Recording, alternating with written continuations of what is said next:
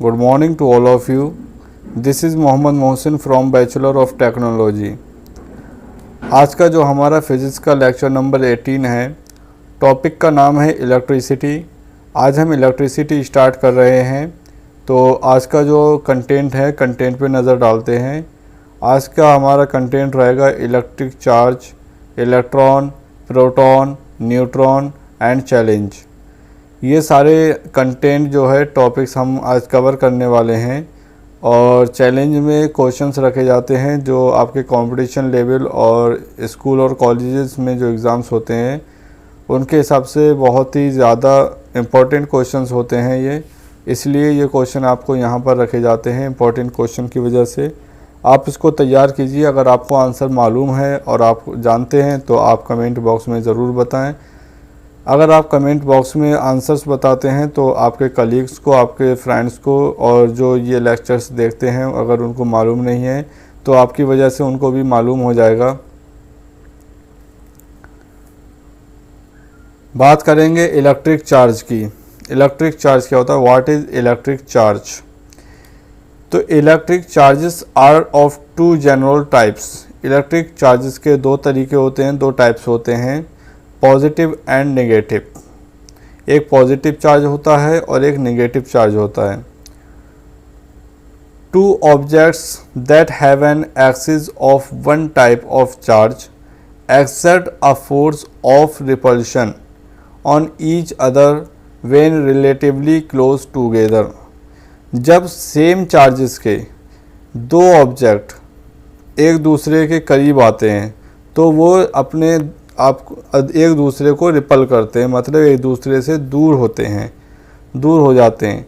मान लो पॉजिटिव और एक पॉजिटिव चार्ज और एक दूसरा पॉजिटिव चार्ज पास में आता है तो ये दोनों पास में नहीं आके ये दोनों दूर जाने लगेंगे, क्योंकि यहाँ पर जो फोर्स ऑफ रिपल्शन लगने वाला है, यहाँ पर फोर्स ऑफ रिपल्शन लगता है, जिसकी वजह से जो दोनों ऑब्जेक्ट्स हैं सेम चार्जेस के, चाहे वो पॉजिटिव चार्ज हों चाहे वो नेगेटिव चार्ज हों, अगर दोनों चार्ज ऑब्जेक्ट्स पर सेम चार्ज है तो वो एक दूसरे को रिपल करेंगे, एक दूसरे से दूर जाने लगेंगे। अब बात करते हैं to objects that have axis opposite charges. यहाँ सेम चार्जेस की बात की जा रही थी, अब यहाँ पर किसकी बात की जा रही है? अपोजिट चार्जेस की। मतलब एक पॉजिटिव होगा एक नेगेटिव होगा, या पहले में नेगेटिव होगा दूसरे में पॉजिटिव होगा। One positively charged and the other negatively charged. एक में पॉजिटिव और एक दूसरे में नेगेटिव। पहले क्या था यहाँ पर था कि दोनों में सेम चार्ज होगा, या पॉजिटिव दोनों होंगे या नेगेटिव और नेगेटिव दोनों होंगे। लेकिन यहाँ पर ऐसा कुछ नहीं, यहाँ पर पॉजिटिव होगा और एक नेगेटिव होगा, या नेगेटिव पहला होगा या पॉजिटिव दूसरा होगा। अब वो क्या कर रहे थे? वो रिपल कर रहे थे, सेम चार्जेस एक दूसरे को से दूर जा रहे थे। अब यहाँ पर क्या होगा? अगर दोनों डिफरेंट चार्जेस के हैं तो ये दोनों attract each other when relatively near. अगर दोनों पास में आते हैं तो अट्रैक्ट करेंगे, एक दूसरे के और करीब आएंगे, जुड़ जाएंगे साथ में। एसआई यूनिट कूलॉम की बात। एसआई यूनिट क्या होती है इसकी? कूलॉम। इलेक्ट्रिक चार्ज की जो एसआई यूनिट है वो है कूलॉम। इलेक्ट्रॉन की बात करते हैं। इलेक्ट्रॉन क्या होता है? अक्सर हम इलेक्ट्रिसिटी में सुनते रहते हैं इलेक्ट्रॉन इलेक्ट्रॉन इलेक्ट्रॉन, तो आखिरकार ये इलेक्ट्रॉन होता क्या है उसको हम नज़र डाल देते हैं। इलेक्ट्रॉन इज़ लाइटेस्ट स्टेबल सब एटॉमिक पार्टिकल नोन। ये माना गया है कि ये एक पार्टिकल है, सब एटॉमिक पार्टिकल है ये। It carries a negative charge. ये कौन-सा चार्ज कैरी कर रहा है? Negative charge. कितने तरीके के होते हैं? पॉजिटिव एंड नेगेटिव दो तरीके के होते हैं। और ये इलेक्ट्रॉन के पास कौन सा है? Negative charge. और उसकी जो वैल्यू है 1.6021766634 इंटू 10⁻⁻⁻19 कूलॉम। ये इतनी कूलॉम क्या होती है? इलेक्ट्रॉन की वैल्यू होती है। Which is considered the basic unit of electric charge. जो इलेक्ट्रिक चार्ज की बेसिक यूनिट कंसीडर की गई है। अगर एक कूलाम की बात करें तो एक कूलाम की वैल्यू होती है 1.6 इंटू 10⁻⁻19 कूलाम। ये एक कूलाम की वैल्यू है। 1 proton,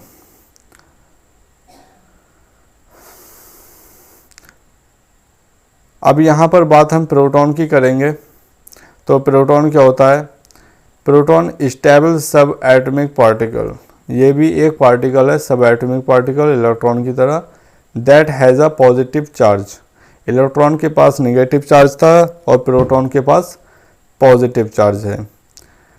positive charge is equal in magnitude to a unit of electron charge. Positive charge के पास मैग्नीट्यूड होता है, किसके बराबर होता है? एक यूनिट ऑफ इलेक्ट्रॉन चार्ज, जो इलेक्ट्रॉन पर चार्ज होता है उसके बराबर किसका मैग्नीट्यूड है? प्रोटॉन का। And a rest mass of 1.67262 into 10⁻⁻27 kilogram, और बाकी जो इसका मैग्नीट्यूड था वो कितना था? अ यूनिट ऑफ इलेक्ट्रॉन चार्ज के बराबर, और बाकी का जितना भी मास होगा वो कितना होगा? 1.67262 into 10⁻⁻27 kilogram, which is 1836 times the mass of an electron, जो 1836 गुना बड़ा है किसके मास से? इलेक्ट्रॉन के मास से। इलेक्ट्रॉन के मास से 1836 टाइम्स ग्रेटर है प्रोटॉन का रेस्ट मास, और उसकी वैल्यू है 1.67262 इंटू 10⁻⁻27 किलोग्राम। न्यूट्रॉन की बात कर लेते हैं। Neutron neutral sub atomic particle. Neutron क्या है? Sub atomic particle, same electron and proton, that is a constituent of every atomic nucleus except ordinary hydrogen, जो हर जगह पाया जाता है, हर न्यूक्लियस में पाया जाता है, सिर्फ और सिर्फ हाइड्रोजन को छोड़कर। It has no electric charge, इसके पास कोई भी चार्ज नहीं होता है, पॉजिटिव भी नहीं होता है, ना ही निगेटिव होता है। पॉजिटिव चार्ज प्रोटॉन के पास होता है, निगेटिव चार्ज इलेक्ट्रॉन के पास होता है, न्यूट्रॉन के पास कोई भी चार्ज नहीं होता है। And a rest mass equal to 1.67493 into 10⁻⁻27 kilogram. इसका बाकी का जो मास होता है 1.67493 इंटू 10⁻⁻27 किलोग्राम होता है। चैलेंज की बात कर लेते हैं। आज का जो हमारा चैलेंज रहेगा, व्हाट इज़ इलेक्ट्रिक करंट। आपको बताना है इलेक्ट्रिक करंट क्या होती है। अक्सर हम बात करते हैं कि इतना करंट आ रहा है, इतना करंट नहीं आ रहा है, इतना करंट कम हो गया, करंट ज़्यादा हो गया। तो करंट है क्या, ये बताना है आपको। इसकी डेफिनेशन कमेंट बॉक्स में आप बताएं। टाइप्स ऑफ इलेक्ट्रिक चार्जेस भी बताएं। इलेक्ट्रिक चार्जेस के कितने टाइप्स होते हैं ये हम पढ़ चुके हैं, आप कमेंट बॉक्स में ज़रूर बताएं। नाम बताएं, कौन कौन से नाम से होते हैं, कितने टाइप्स होते हैं, और इलेक्ट्रिक करंट की डेफिनेशन बताएं। मिलते हैं नेक्स्ट लेक्चर में।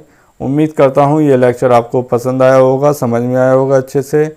बने रहिए एमटीसी मोशन के साथ। इसी तरीके से हम फिज़िक्स आसान तरीके से पढ़ते रहेंगे, कंप्लीट करेंगे फिज़िक्स। आपका चाहे ग्रेजुएशन लेवल हो, चाहे स्कूल लेवल हो, या कंपटीशन की तैयारी कर रहे हों, अगर आपको कोई क्वेश्चन हो, इससे रिलेटेड हो या कोई अदर टॉपिक हो फिज़िक्स का, तो आप कमेंट बॉक्स में ज़रूर पूछें।